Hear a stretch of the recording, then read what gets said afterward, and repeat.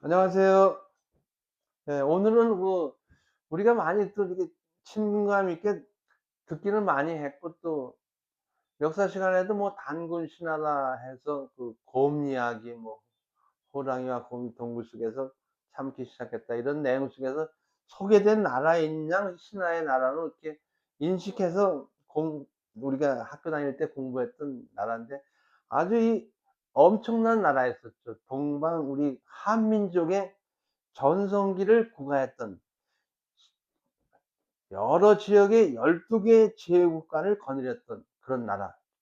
우리나라 조선에 대해서 이렇게 그 살펴보고자 하는데, 그래서 그 제목을 위대한 제국 조선이야, 이렇게 잃어버린 역사를 되찾는다는 그 의미 속에서 이렇게 한번 제목을 정해 봤고, 그 서두에 좀 다시 한번 좀 소개를 말씀을 드리는데, 민족적 사학자 단재 신채호 선생, 상당히 그 나라를 아주 사랑했던 그 애국자이신 것 같아요. 독립투사 하면서 역사에도 관심이 많으셔가지고 엄청난 역사책도 남기시고 그랬는데, 조선상고사, 조선사 연구초, 이런 우리 민족의 역사를 되찾기 위한 상태에서 엄청난 노력을 하신 분인데, 그분이 자신의 나라를 사랑하려거든 역사를 읽을 것이며, 또 다른 사람에게 나라를 사랑하게 하려거든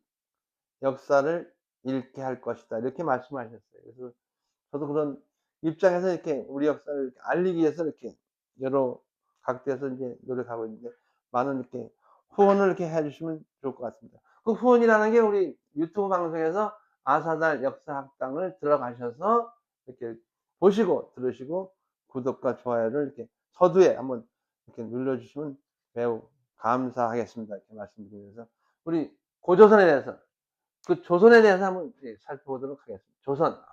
우리나라 이름이 조선이, 지금도 마지막 왕조 이름이 조선이었죠.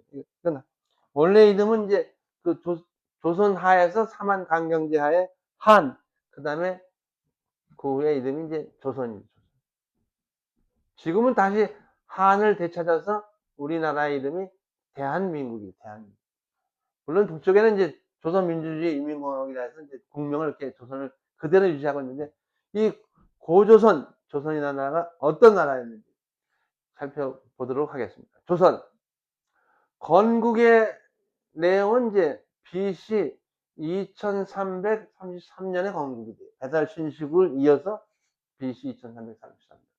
물론 이제 중국의 기록 속에서 중국의 그 요임금의 즉위해와 같은 해였다는 이런 내용 속의 기록 속에서 요임금의 즉위가 무진년설이 있고 갑진년설이 있어요. 근데 무진년설을 따를 경우에는 BC 2333년, 그 다음에 갑진년설을 따를 경우에는 BC 2357년인데, 그런 내용 속에서 그걸 갖다 왈가왈부할 상은 아니고, 일단은 조선의 건국을 BC 2333년으로 이렇게 기억하는 것이 좋을 것 같아요. 그 다음에 나라가 이제 북부의 형태로 넘어가는 그런 상태, 멸망의 시점을 잡을 적에 BC 238년까지가 고조선이 존속한 시기였었어요. 그래서 기간이 무려 2096년간의 기간의 그 나라였었어요. 대조선이죠, 조선. 그 다음에 여기에 황제, 단군이 47단군이 있었어요. 47단군. 이 조선에 대한 그 내용을 이렇게 좀 자세히 살펴보기 위해서 이 조선을 이렇게 구분을 해봐요. 2096년간의 기간을 이렇게 구분해 봐서 제1왕조 시대, 이렇게 제1왕조 시대, 제1왕조 시대, 그 다음에 제2왕조 시대, 제2왕조 시대, 그 다음에 제3왕조 시대, 이렇게 구분했어요. 제3왕조 시대.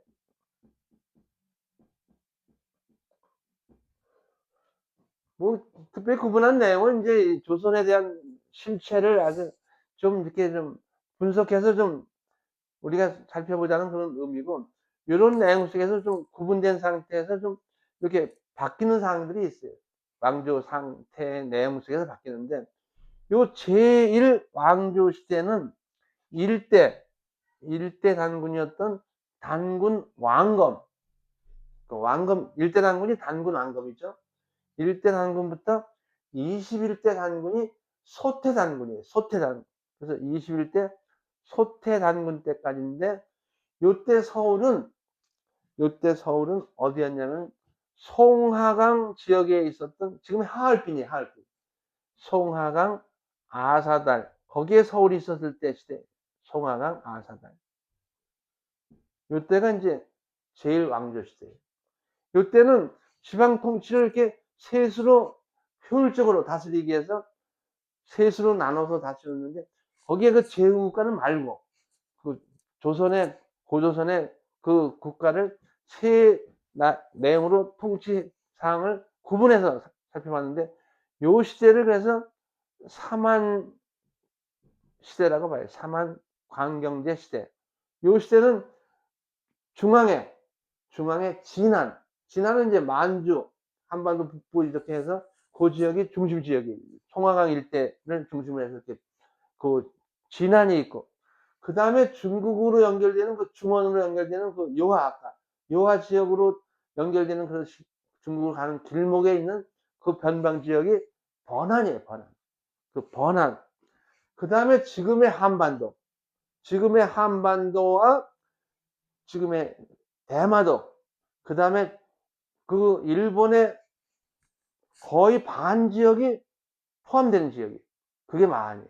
그러니까 일본 땅도 마한이에요. 그래서 마한 땅에서 이렇게, 마한 땅 중심이 지금 한반도니까 거기서 이렇게 바라본 섬이 대마도 스시마 섬이에요. 마한에서 바라보면 보이는 섬, 대마도, 그런 뜻이에요. 그래서 거기를 이렇게 교통의 상태로 해서 건너서 가는 게 이제 일본인데, 일본도 거의 그 일본 열도의 이쪽으로는 거의 다 마한 지역이었다고 봐야 돼요.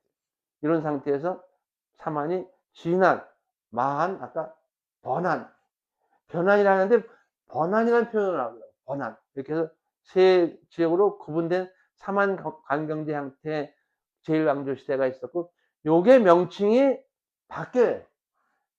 22대 색불로 단군 때 제2왕조 시대가 전개되면서 43대 물리단군, 이때까지가 제2왕조 시대면서 아사달 서울도 옮겨가죠. 그 조선을 주도하는 그 중심 주체가 바뀌었다는 뜻이에요, 사실. 그래서 22대 색불로 단군은 사실은 처음에는 반역을 일으킨 인물이에요. 근데 그게 성공을 한 것 같아요. 왕조 자체가 이렇게 주도 세력이 바뀌었다는 뜻입니다. 그게 제2왕조 시대인데, 요때는 서울이 옮겨져 가요. 백악산 아사달.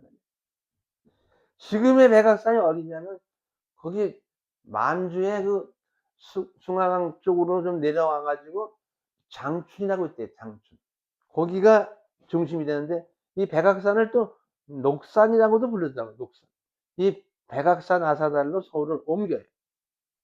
좀 서쪽이면서 이렇게 남쪽을 좀, 송황에서는 서쪽이면서 좀 남쪽으로 이렇게 내려오는 거예요. 이게 백악산 아사달, 녹산 아사달. 이게 이왕조 시대의 서울이에요. 이때는 삼한강경제 형태를 유지하되 명칭이 바뀌어요. 명칭이 바뀌는데, 이때가 이제 조선의 이름이 나와요. 삼조선. 원래 이름이 조선이니까 이 지방 통치도 이렇게 삼조선 체제로 바꿔서, 뭐 어떻게 바뀌었죠? 막조선, 마한을 막조선. 그 다음에 진안은 말 그대로 중심이니까 진조선. 그 다음에 그 번안을 번조선. 그래서 삼조선 체제로 바뀌고, 요 제일 왕조 시대가 가장 길어요. 1048년간이고 요게 860년간이에요. 그런데 제3왕조 시대는 다시금 또 바뀌는 상태에서 44대 구물단군부터 47대 고열가 단군까지가 요 제3왕조 시대인데, 요때는 장당경이라는 지역으로 서울을 옮기는데, 장당경이 지금이 어디냐면은 그 만주에 가면 서쪽에 그 아까 얘기한 게 아니라 그 봉천 그 지역에 내려 남쪽으로 보면은 개원이라는 데가 있어요. 개원. 요게 고려 시대에는 한반도 내에 개성의 개경과 거의 일치되는 개념이에요. 그래서 우리나라 고려 시대에도 이 만주의 개원은 개성이라 불렸던 그런 지명으로 나와요. 근데 나중에 개명돼서 개원이라 부르는데, 그 개경이 고려 시대에도 우리나라 역사 속에서 여러 군데 나타나요. 그래서 고려가 한반도에만 있었던 게 아니라 만주까지도 차지했던 나라라고 봐야 돼요. 여하튼 이 개원 그 지역을 중심으로 했던 장당경 아사달 시대고, 요 기간이 1888년 기간이에요. 이렇게 조선 고조선을 제후국가 12개 제후국가를 뺀 상태에서 중심 조선을 셋으로 나눈 상태에 또 그 단계를 제1왕조 시대, 제2왕조 시대, 제3왕조 시대로 구분해서 이렇게 봐야 돼요. 구분해 보고 요 내용을 이렇게 좀 다 단군별로 중심 단군만 다시금 이렇게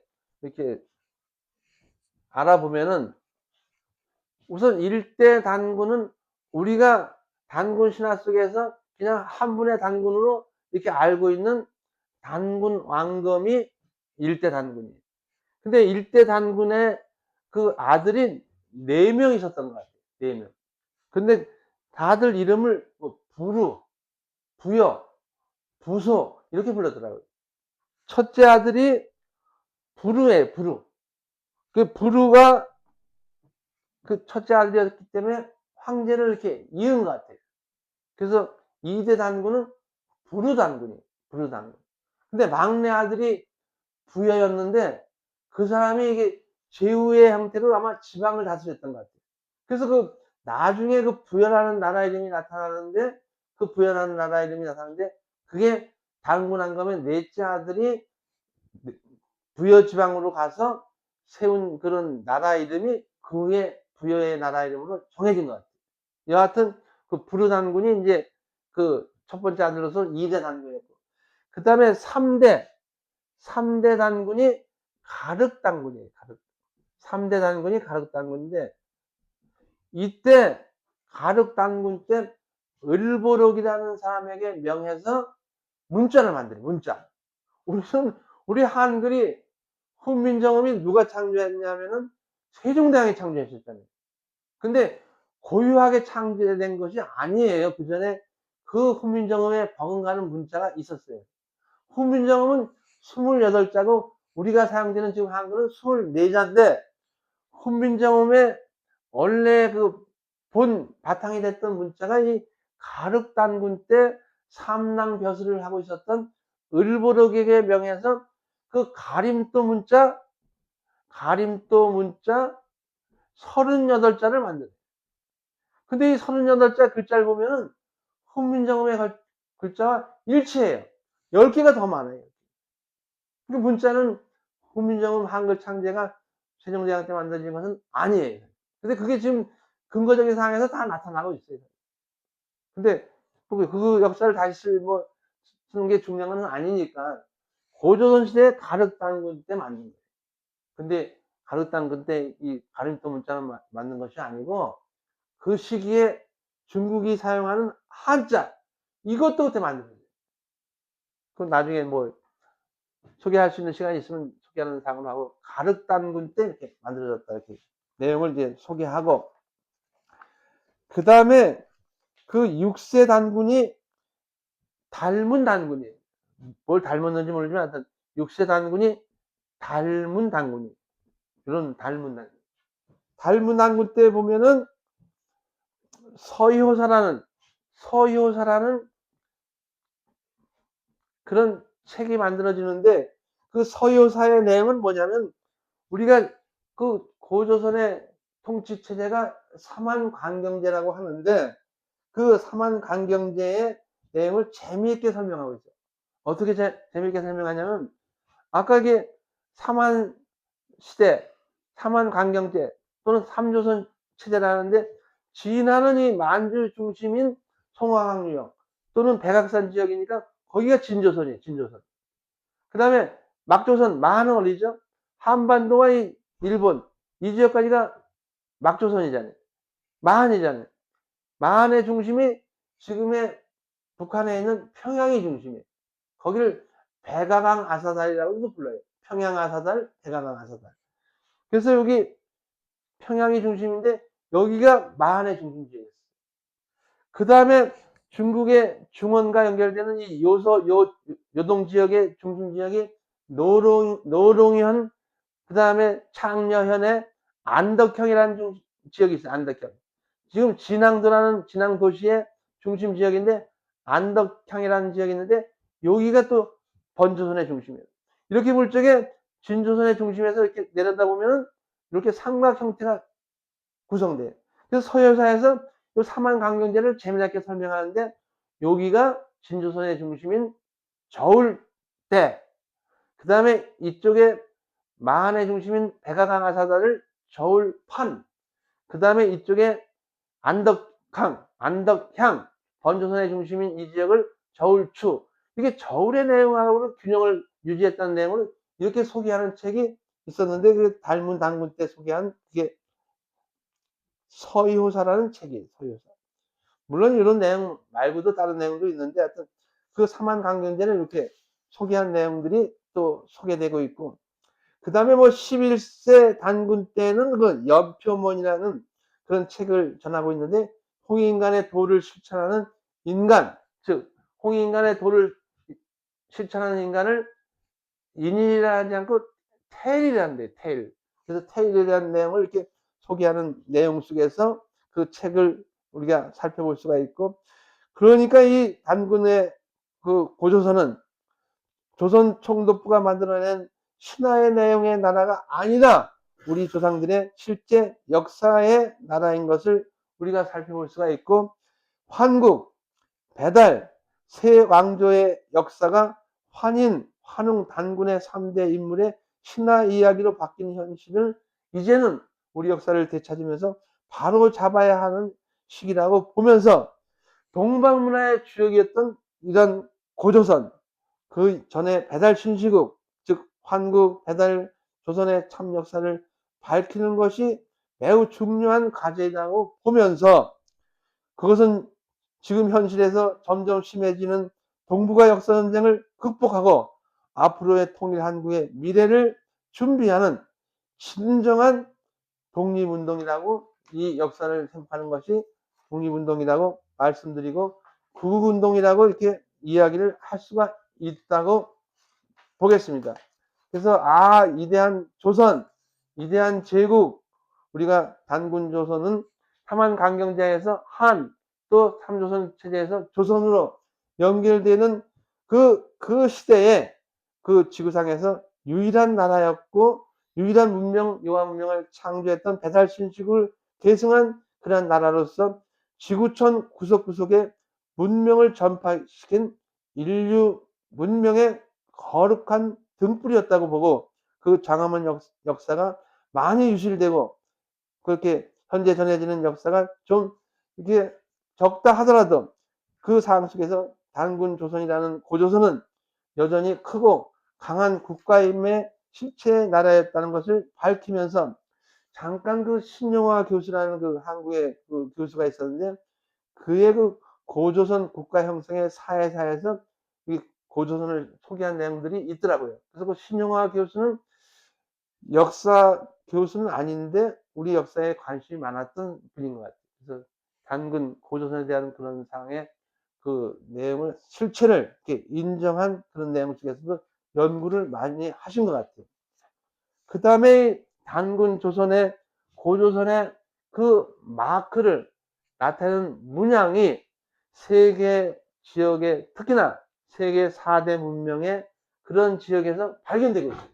그런 내용의 문양을 잠깐 소개하고 이 시간을 마치고자 하는데 고조선, 단군 조선의 상징을 나타내는 문양이 세계 4대 문명 그런 지역에서 다 발견되고 있어요. 그 문양이 유물에서 발견되는데 요런 문양이에요.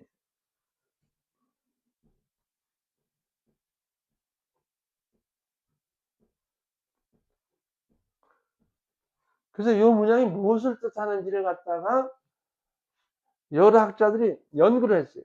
그래서 밝혀진 내용들이 종합적으로 이렇게 의견을 모은 것이 여기에 이 꼭지식의 이런 표현은 그 제사장을 뜻하면서 통치자를 뜻하는 내용의 단군 고조선의 황제를 뜻하는 거죠.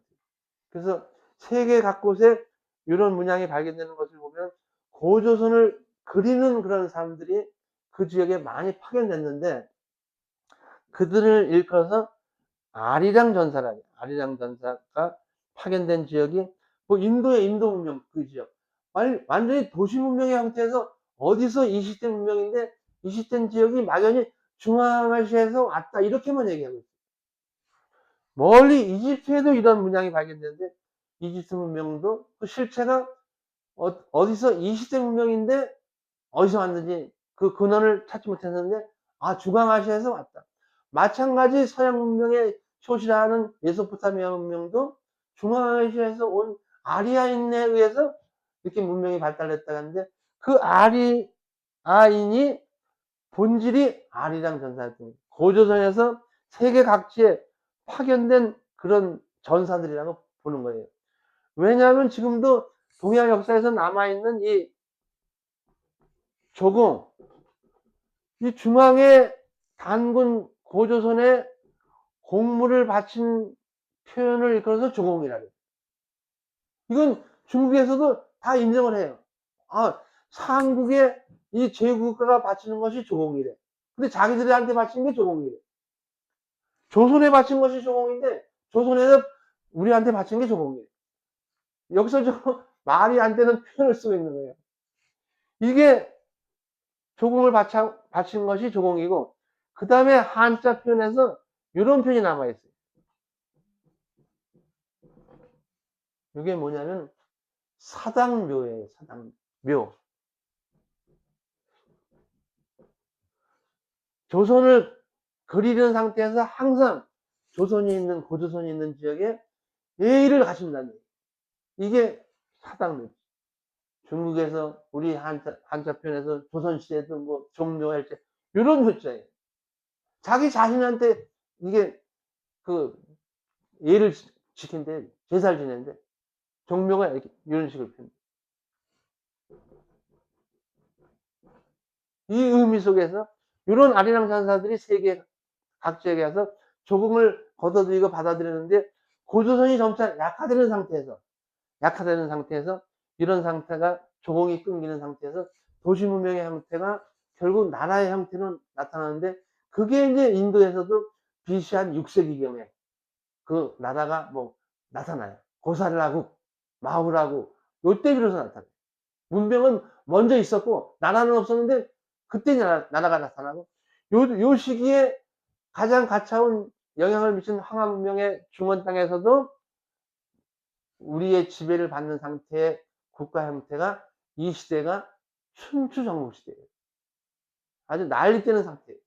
이런 상태에서 이런 조선은 아주 지구상에 대단한 나라였다는 것이 밝혀지고 기회가 있으면 이런 표현의 내용 속에서만 살펴보는 것이 아니라 우리 문명, 용화 문명의 고조선 아사르 문명의 내용들이 언어 속에서 계속 또 세계 각지에서 나타나요.